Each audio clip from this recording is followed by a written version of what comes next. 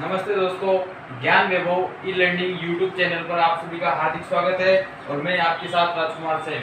मैं आप सभी के साथ जो अपन रीजनिंग के कुछ टॉपिक्स करते हुए आगे बढ़ रहे थे, तो अपन ने सादृश्यता का जो टॉपिक था वो क्लियर किया था। और आज अपन पढ़ेंगे गणित संबंधी टॉपिक।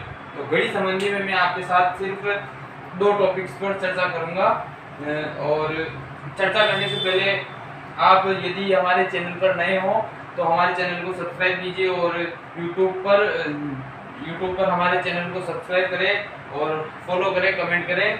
एंड यदि आपके क्वेश्चंस में यदि कोई परेशानी होती है तो आप हमारे कमेंट बॉक्स में ज़रूर डालें। तो आपके साथ मैं आज घड़ी संबंधी चर्चा करना चाहता हूँ। और घड़ी जो घड़ी है वो घड़ी के अंतर्गत आपने सभी ने घड़ी तो देखी ही होगी। घड़ी किस आकृति की होती है? घड़ी होती है अपने वृत्ताकार, जैसे कि देखना, घड़ी होती है अपने पास वृत्ताकार।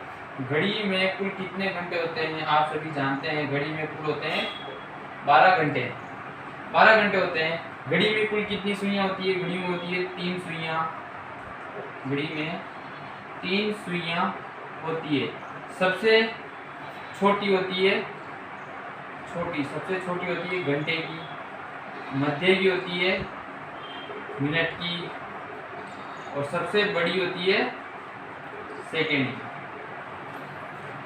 की सुई होती है। इन सभी से तो आप परिचित होंगे। और घड़ी में जो होता है वो यहाँ से यहाँ तक का जो कोण बनता है, यहाँ से यहाँ तक का, वो तो बनता है 180 डिग्री का। यदि अपन इसको पूरा बना लेते हैं तो ये घड़ी की आकृति में आ जाती है, अर्थात वृत्ताकार आकृति में अपने को घेर लेती है। और ये बनाती है कुल 360 डिग्री का कोण। तो 360 डिग्री का कोण बनाती है। 360 डिग्री का कोण बनाती है। घंटे कुल कितने होते हैं? 12 घंटे। यदि अपने को 1 घंटे का निकालना होता है कि घड़ी की सुई 1 घंटे में कितने डिग्री का कोण बनाती है, तो इसको काटेंगे तो 30 डिग्री का कोण बनाती है। ये सभी अपन आगे देखेंगे। लेकिन घड़ी होती है वृत्ताकार घड़ी में घड़ी जो होती है वह कुल कितने डिग्री का कोण बनाती है? 360 डिग्री का कोण बनाती है। घड़ी की आकृति होती है वृत्ताकार। सबसे छोटी सुई, इसमें 3 सुइयां होती है। सबसे छोटी सुई, सबसे मध्य सुई और सबसे बड़ी सुई। तो अपन देखते हैं इसमें जो सीधा प्रश्न बनता है अपने पास, वो बनता है घड़ी से 3 या 4 क्वेश्चन बनते हैं।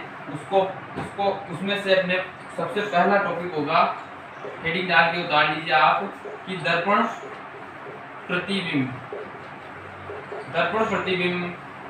एक ऐसा सरल टॉपिक है जिसको अपन आसानी से समझ सकते हैं। बुक्स वगैरह में अलग अलग नियम दिए हुए हैं। बुक्स में से अपने को पढ़ना ही नहीं है, केवल अपने को समझना है कि क्वेश्चन उठाना है बुक्स वगैरह में से। तो देखना, दर्पण प्रतिबिंब में होती है, जैसे अपन कांच में देखते हैं तो कांच में स्पष्ट दिखाई देता है, जैसी आकृति है वैसी आकृति अपने को दिखाई देती है। लेकिन अपने चेहरा वगैरह, बाल वगैरह कुछ अलग हटके दिखाई देता है। तो ये तो हो गया घड़ी, ये हो गया अपने पास आईना। तो घड़ी इस प्रकार से दिखाई देती है, लेकिन इसमें अलग अलग थोड़ा बहुत चेंजेस आ जाता है। तो घड़ी इस प्रकार से दिखाई देती है दर्पण प्रतिबिंब में। दर्पण प्रतिबिंब में यदि आपको यदि सीधा प्रश्न बनता है कि दर्पण प्रतिबिंब में यदि अपने को पूछे कि 1 बजे से लेकर 10:59 बजे तक का समय, यानी यहाँ तक का समय पूछे, या इसके से बीच में से कहीं से भी उठा के पूछ ले, तो उसको अपने को करना है 11:60 में से माइनस कर देना है। यदि अपने को पूछ ले कि 11 बजे से लेकर 12:59 तक के बीच का समय पूछा जाए, तो अपने को करना है 23:60 में से माइनस। इस प्रकार से अपने को हल करना है। समझ में आ गई बात? तो अपन क्वेश्चन लेते हैं दर्पण प्रतिबिंब के ये 2 ही नियम हैं, और इनको आप फॉलो कर लोगे तो आपका प्रश्न कभी गलत नहीं होगा। यदि अपन क्वेश्चन लेते हैं, यदि घड़ी में 8:44 बज रहे हों तो दर्पण प्रतिबिंब में क्या समय होगा। तो अपने को इस क्वेश्चन को सीधा सीधा दर्पण प्रतिबिंब जो दे रखा है, मैंने अभी नियम लिखवाया था कि 8:44 हो रहा है तो इसको 11:60 में से घटाएंगे तो 11:60 लगा के 8:44 लिख दें। तो यहाँ लगे 6:1:3, ये आ जाएगा मेरे पास 3:16। ये दर्पण प्रतिबिंब का समय आ जाएगा। ऐसे ही यदि आपको क्वेश्चन एक और पूछा जाए,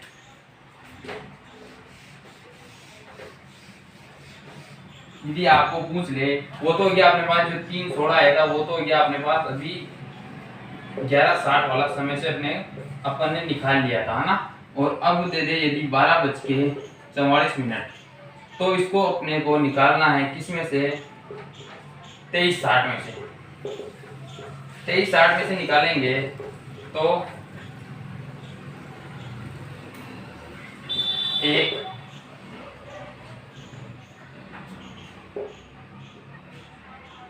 3 1 1 11:16। इस प्रकार से अपने को प्रश्न हल करना है। और दर्पण प्रतिबिंब में इस प्रकार से प्रश्न पूछा जाएगा तो अपने को 23:60 में से बाकी निकाल देना है।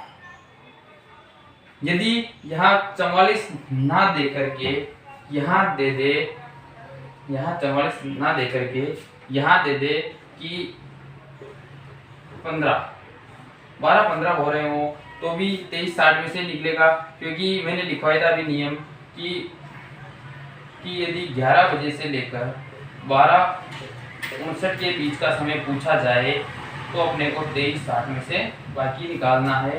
तो यहाँ रह गया 5 4 1 1, तो 11:45 इसका समय आ जाएगा दर्पण प्रतिबिंब का, अगर प्रश्न पूछा जाता है तो। अब अगला टॉपिक लेते हैं अपन, जल प्रतिबिंब। दर्पण प्रतिबिंब हो चुका है। दर्पण प्रतिबिंब में मैंने केवल 2 नियम लिखवाए थे कि यदि 1 बजे से लेकर 10:59 के बीच का समय पूछा जाए तो उसको 11:60 में से घटा देते हैं। यदि 11 बजे से लेकर 12:59 के बीच का समय पूछा जाए तो 23:60 में से घटा देते हैं। या आपके पास दर्पण प्रतिबिंब। अब आता है अपने पास जल प्रतिबिंब, अगला टॉपिक जल प्रतिबिंब में कुछ भी नहीं है, केवल एक अपने को एक समय ध्यान में रखना है, 18:30। बहुत सी किताबों में अपने पास दे रखा है 17:90। लेकिन इस नियम को फॉलो करोगे तो आपका प्रश्न गलत होने की संभावना बहुत ज़्यादा रहेगी। लेकिन आपको 17:90 मतलब 17:90, तो अपन इसको 18:30 भी तो लिख सकते हैं।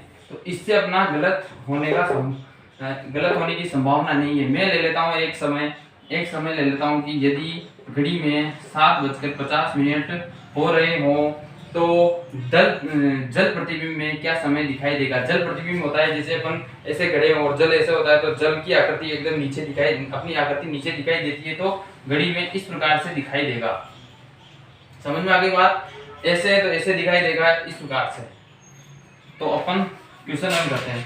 तो 7:50 जल प्रतिबिंब में 18:30 से बाकी निकालना है, तो 18:30 में से 7:50। अब बताओ कि 30 में से 50 घटेगा क्या? नहीं घटेगा। क्यों? क्योंकि छोटी से बड़ी संख्या घटती नहीं है। तो यहाँ से 1 घंटा इसमें उधार लेंगे तो यहाँ हो जाते हैं 90, या बच जाते हैं 17 घंटे। तो 7 यहाँ और 50 ये, यहाँ बच गए 40। यहाँ कितने बचे? 10 बज के 40 मिनट इसका आंसर आ जाएगा। यदि घटते नहीं है तो 1 घंटा इधर उधार ले लिया जाता है। 7:50 इस प्रकार से 18:30 में से अपने को घटाना है किस टॉपिक में? जल प्रतिबिंब में। ठीक है। तो एक और प्रश्न ले लेते हैं, जैसे कि 7 का रहने दो, 9:18। तो इसको भी 18:30 में से निकालेंगे। 9:36 9:15। तो 9:15। तो यहाँ कितना बच गया? 5, यहाँ बच गया 1 और यहाँ 9:15। 9:15। 18:30 में से निकालना है अपने को कि 9:15। तो 9:15 इसी का आंसर वापस यही आएगा। इस प्रकार से प्रश्न अपने को हल करना है। और यदि समय दे दिया जाए कि 3:04, तो 18:30 में से निकालेंगे। 18:30 में से, यानी यदि घड़ी में समय दे दे कि यदि घड़ी में 3:04 हो रहे हो तो जल प्रतिबिंब में क्या समय दिखाई देगा? तो 3:04। तो 6 यहाँ आ जाएगा, 2 यहाँ आ जाएगा, 5, 1। ये तो आ गया अपने पास रेलवे समय। इस रेलवे समय को अपन बदलेंगे सामान्य समय में। तो यहाँ 15 था, 15 है कि देखो जैसे कि 1, 2, 3, 4, 5 तक ले लेते हैं। यहाँ 12, तो यहाँ 13, 14, 15 कितना बचा? 3:26 इसका ऑफिशियली आंसर होगा। करेक्ट आंसर ये होगा, ना कि ये होगा, क्योंकि ये तो रेलवे समय है। रेलवे समय को अपने को सामान्य समय में अवश्य बदलना पड़ेगा। तो आपके आगे होगी बात कि मैंने दो आपको आज टॉपिक पढ़ाए हैं कि यदि घड़ी संबंधी चीज आती है, उसमें आज आपको 2 टॉपिक पढ़ाए हैं। एक तो दर्पण प्रतिबिंब, एक पढ़ाया है जल प्रतिबिंब। दर्पण प्रतिबिंब में यदि समय पूछा जाए 1 बजे से लेकर 1 बजे से लेकर 10:59 के बीच का समय, तो इसको 11:60 में से घटा देंगे। यदि समय पूछा जाता है कि 11 बजे से लेकर 12:59 के बीच का, तो उसको 23:60 में से घटा देते हैं। ये फैक्ट अपने को ध्यान में रखता है। यदि रेलवे समय आ जाता है और समय अगर अपने उत्तर में अगर रेलवे समय आता है, उत्तर में रेलवे समय आता है, तो उसको अपने को सामान्य समय में बदल देना है। ये भी फैक्ट आप ध्यान में रखना। और यदि जल प्रतिबिंब में से प्रश्न बनता है तो अपने को सीधा उसको 18:30 में से घटा देना है। अभी आया था इसमें रेलवे समय, तो उसको अपने सामान्य समय में बदल दिया था। सामान्य समय में बदल दिया था। यदि आप इसका स्क्रीनशॉट लेना चाहते हो तो स्क्रीनशॉट भी ले सकते हो, कोई परेशानी नहीं है अपने पास।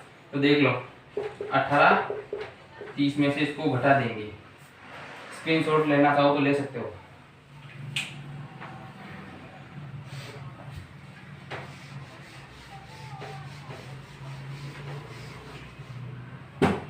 जल प्रतिबिंब दर्पण प्रतिबिंब। दर्पण प्रतिबिंब में मैंने आपको समय बताया था इस प्रकार से। यदि यहाँ समय हो रहा है 6:44, तो यहाँ समय क्या होगा? देखो, दर्पण प्रतिबिंब में अपने को 11:60 से निकाल लेना है। 11:60, तो 6, 1, 5:16 इसका आंसर आएगा। और यदि आपको जल प्रतिबिंब दे दे, जल प्रतिबिंब अपने को इस प्रकार से ध्यान में रखना है। यहाँ हो रहे हो 12:44, तो यहाँ क्या होंगे? तो जल प्रतिबिंब में 12:44 हो रहे हो तो 18:30, 12:44 घटेगा ही नहीं, तो 90, इधर 1 घंटा उधर ले लिया, यहाँ बच गए 17, यहाँ हो गए 12, यहाँ हो गए 44, 6, 4 और 5, 5:46, या जल प्रतिबिंब का या दर्पण प्रतिबिंब का। इस प्रकार से आप चित्र बना के इन सवालों को हल कर सकते हो। और आगे देखेंगे अपन घड़ी और कोण से संबंधित प्रश्न देखेंगे। ये आपके आज दर्पण प्रतिबिंब और जल प्रतिबिंब के मैंने आपके क्वेश्चन सॉल्व करवाए हैं और आपको 3 नियम लिखवाए हैं। इनसे आपका प्रश्न कभी गलत नहीं होगा। और आप हमारे साथ इसी प्रकार बने रहिए और मैं आपके साथ भी ऐसे ही बना रहूँगा। और मैं जितनी मेहनत करता हूँ आपको उससे दुगनी करनी है। ऐसे प्रश्न सभी अपने BSTC या DLED और B.Ed वगैरह सब में पूछे जाते हैं। PTT, REIT वगैरह सब में ये प्रश्न पूछे जाते हैं। तो आपको इन क्वेश्चंस की अपने को तरीका पता है तो आप इनको जल्दी से जल्दी हल कर सकते हो। और मैं आपके साथ ऐसे ही बना रहूँगा और आपके साथ घड़ी के लिए अगला टॉपिक लाऊंगा मैं, घड़ी और कोण। उसमें अपन देखेंगे मिनट की सुई कितने डिग्री का कोण बनाती है, घंटे की सुई कितने डिग्री का कोण बनाती है और घड़ी की दोनों सुइयां कितने डिग्री का कोण बनाती है। ये 3 टाइप के क्वेश्चन है जो आपको अगले वीडियो में दिखाऊंगा। तो जब तक के लिए धन्यवाद। और आप हमारा चैनल, यदि आप हमारे चैनल पे नए हो तो हमारे चैनल को जल्दी से जल्दी सब्सक्राइब कीजिए और कमेंट कीजिए। यदि आपको कोई समस्या होती है तो आप हमारे कमेंट बॉक्स में डाल सकते हैं। और जल्दी से जल्दी सब्सक्राइब कीजिए एंड शेयर कीजिए एंड कमेंट्स कीजिए एंड फॉलो कीजिए। धन्यवाद, थैंक यू।